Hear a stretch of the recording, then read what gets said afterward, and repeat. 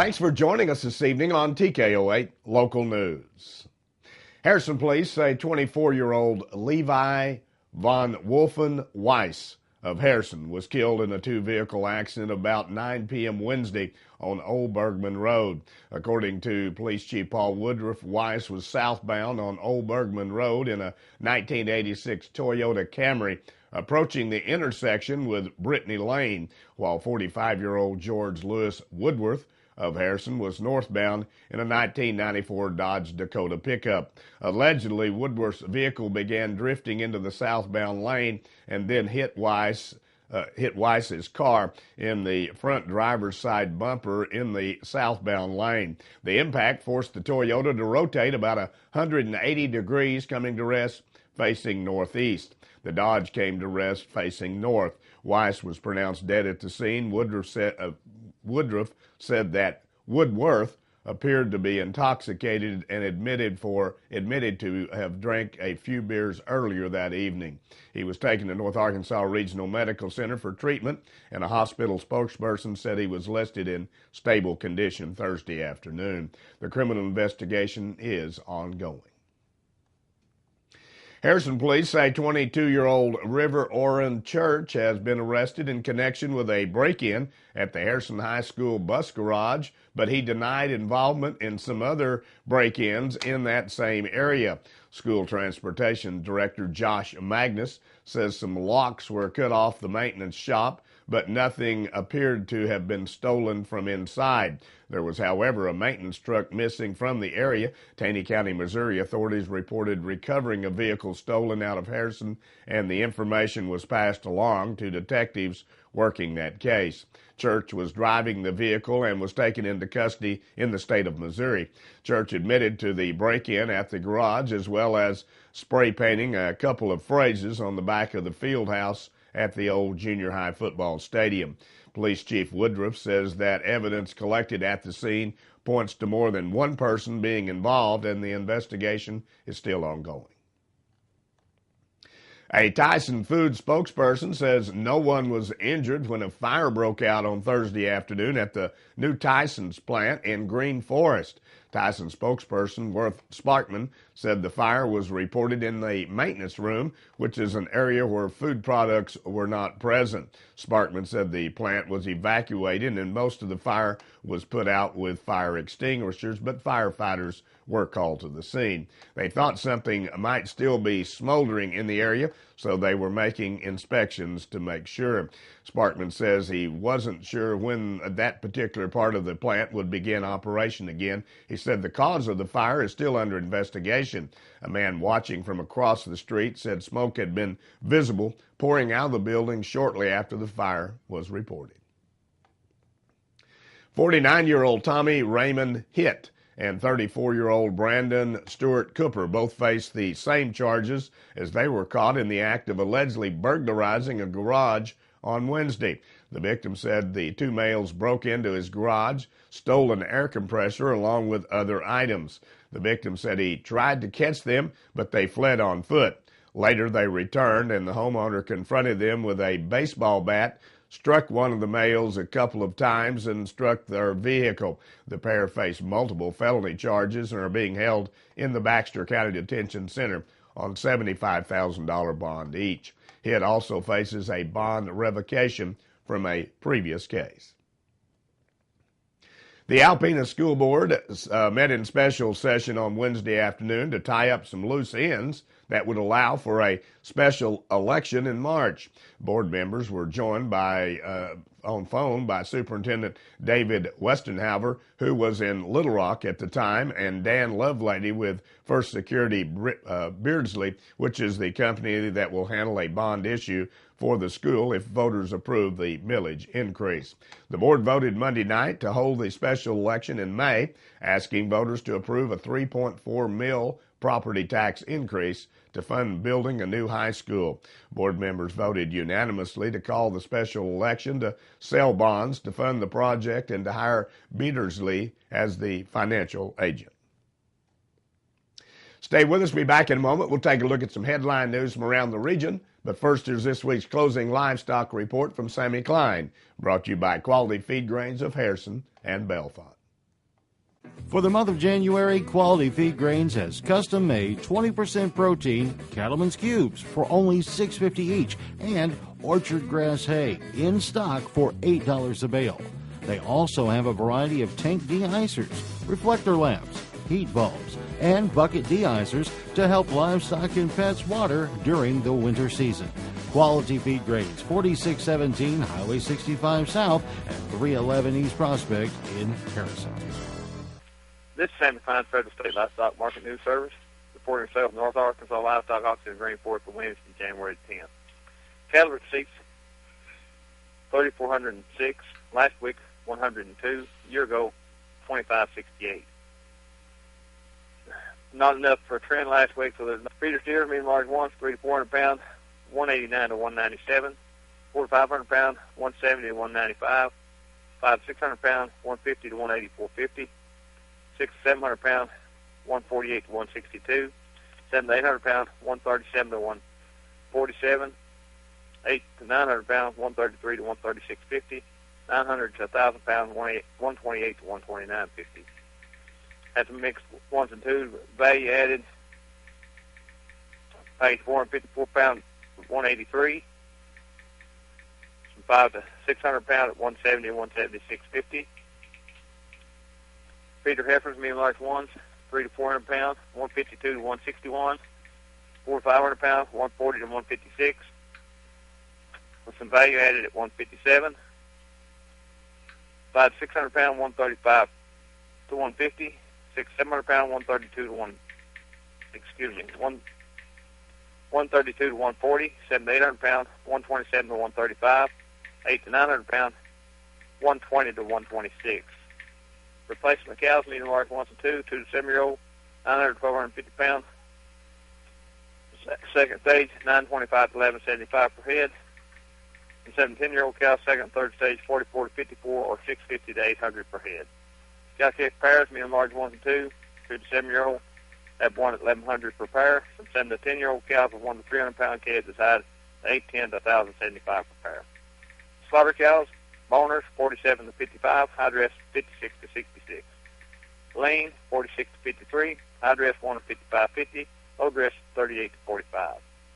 Slaughter bulls, grade 1s and 2s, 1,100 pounds, 70.50 to 78.50, high dress 1 at 81.50, low dress 60 to 67. That's Market Day. Sammy Fine reporting. Thank you.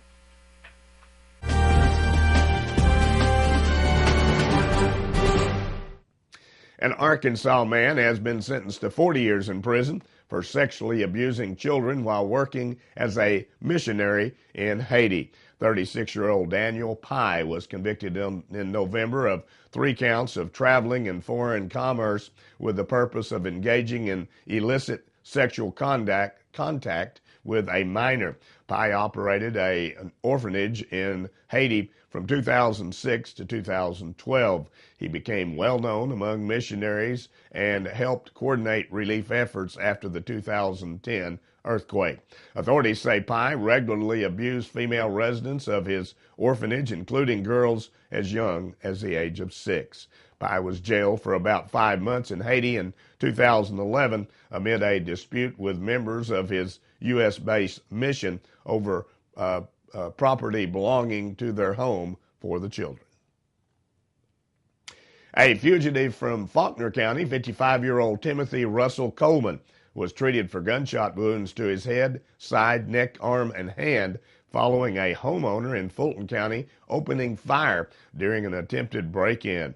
Fulton County Sheriff Al Rourke says his department received a call advising someone was attempting to burn down a house. Upon arrival at the location, a Fulton County deputy found Coleman running from the yard of the residence into the woods.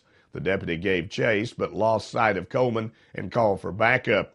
A couple at the residence told authorities they had asked Coleman, who had been an overnight guest, to leave the property. He became angry and told the couple he would burn down their house. Shortly after he made the threat, he went to a utility pole next to the residence and destroyed the electrical lines to the house as well. Coleman returned to the house and attempted to break in that evening, and the homeowner shot him with a 12-gauge shotgun. He was taken to Fulton County Hospital where he was treated and now faces several felony charges. No charges are expected to be filed against the unidentified homeowner. A Searcy County woman, 24-year-old Alexis Shea Fountain, has been arrested on multiple felony counts after she barricaded herself inside a residence in Stone County and threatened to burn down the house. Stone County Sheriff Lance Bond says the victim in the case had blood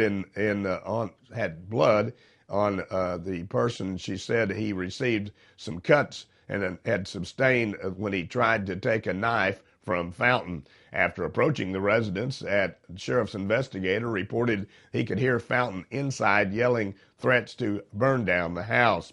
While inside, investigator observed a liquid on the floor with Fountain holding a burning candle and a can containing a flammable gas substance while in the proximity of the liquid and still threatening to set fire to that house. After about an hour, Fountain surrendered to the investigators. Fountain said that she had tried to injure herself when an argument with her grandmother escalated. She has been charged with 2 counts of domestic battery and 1 count of aggravated assault on a family member or household member. And a company that makes equipment and control systems to use at wood yards and sawmills says it will invest more than $3.5 million at its Hot Springs plant and add more than 50 jobs.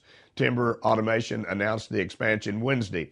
The Hot Springs Sentinel Record reported that capital improvements include a new boring mill that will increase the plant's capacity and allow it to create more high-skilled manufacturing jobs. The company was founded more than 25 years ago as High-Tech Engineering. It was known as Baxley Log Pro until last year. Before we take a look at this frigid weather forecast as we head into the weekend, here's the way the stock market ended.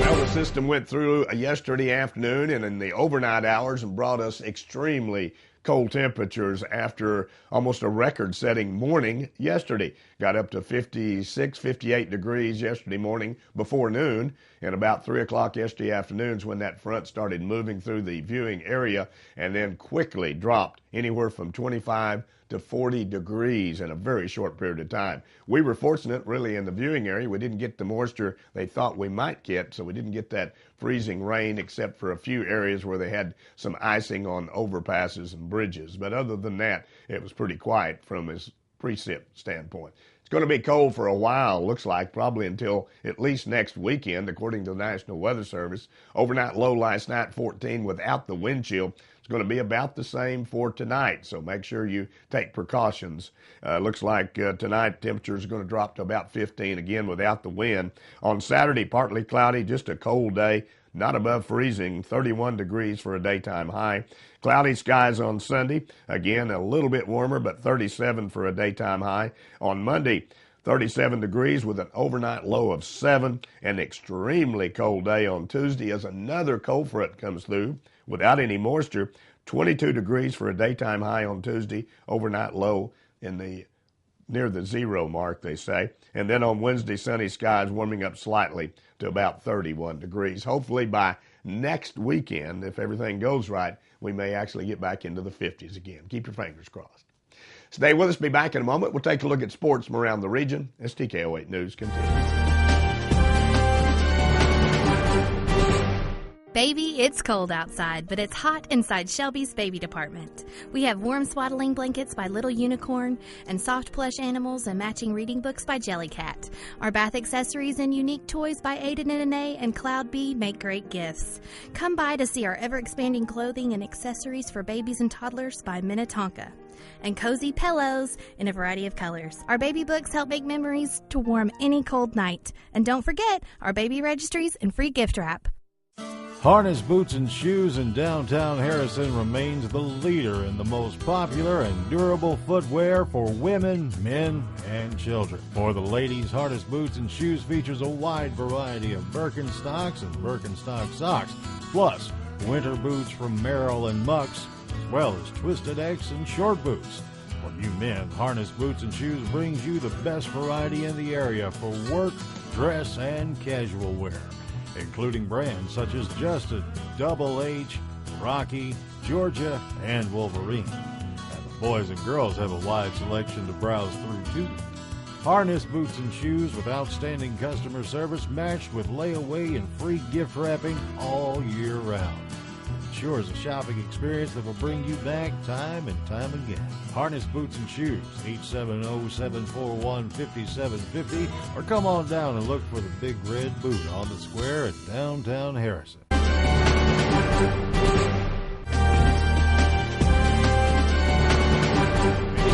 Athletic events were canceled last night due to the fear of potential wintry weather, but a few teams managed to get their games in play. In high school basketball, Norfolk girls picked up an impressive 53-42 win at home over Bay. In the junior high level, it was Mountain Home junior girls defeating Yellowville Summit 35-23. Mountain Home won the 7th grade boys game 36-11. The Mountain Home 7th grade girls defeated Yellowville Summit in a close one 22-20. And the Izard County junior boys remained unbeaten with a 47-32 win over Sloan Hendricks in the semifinals of the Hillcrest Screaming Eagles junior high tournament. 3 players in double figures couldn't overcome a slow start on the road as the University of Arkansas women's basketball team dropped a 78-65 Southeast Conference decision at Georgia in Athens on Thursday evening. Arkansas got 16 points from Malaka Monk, 15 from Jalen Mason, and a season-best 11 points from Bailey Zimmerman, but Georgia opened a 15-7 lead after the first 10 minutes and never trailed in the ballgame. The Lady Razorbacks were forced to foul late in the game, and the Lady Bulldogs hit the bonus shots to pull away in the final minutes. Up next for the Lady Razorbacks, they will face Auburn on Sunday in a game that will be aired on the SEC network. Trey Lawrence Nottingham had 17 points. Nigel Pearson added 13 with 10 rebounds as Texas State held on for a 73-67 Sun Belt Conference win over Arkansas State on Thursday night. Nottingham hit 3 of 7 from the distance while dishing out 5 assists and 2 steals. Pearson, who had his second double-double of the year, also had 2 steals. Emmanuel King was 5 of 8 from the floor for 13 points with 6 rebounds for Texas State, which has now won 4 straight ball games.